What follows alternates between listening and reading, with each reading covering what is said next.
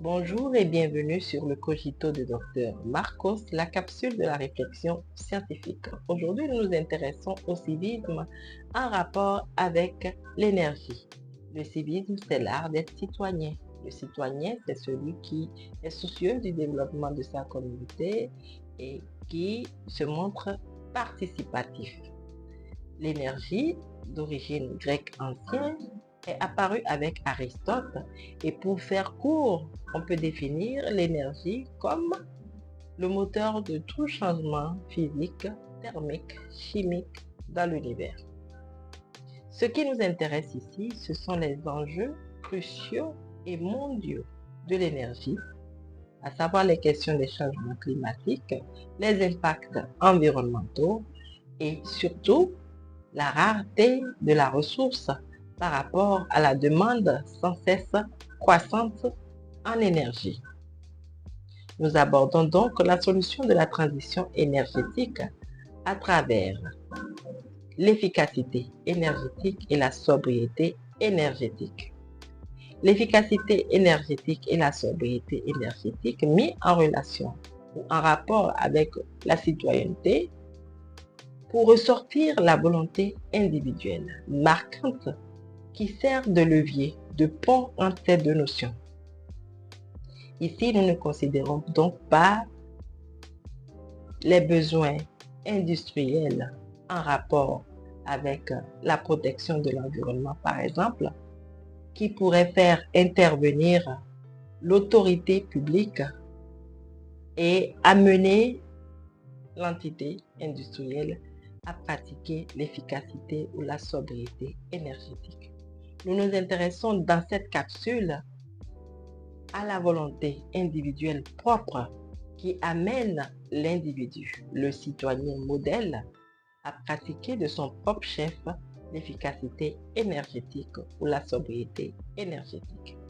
Ainsi, pour la satisfaction d'un besoin personnel individuel, le citoyen le fera en rapport avec le besoin de protéger l'utilisation de cette ressource rare.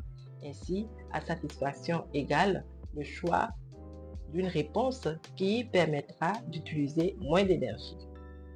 Pour faire plus simple, lorsque je veux me procurer un appareil électroménager pour satisfaire un besoin personnel, je vais faire le choix d'un appareil qui consomme le moins d'énergie, non pas seulement pour mon intérêt économique, mais pour la préservation énergétique.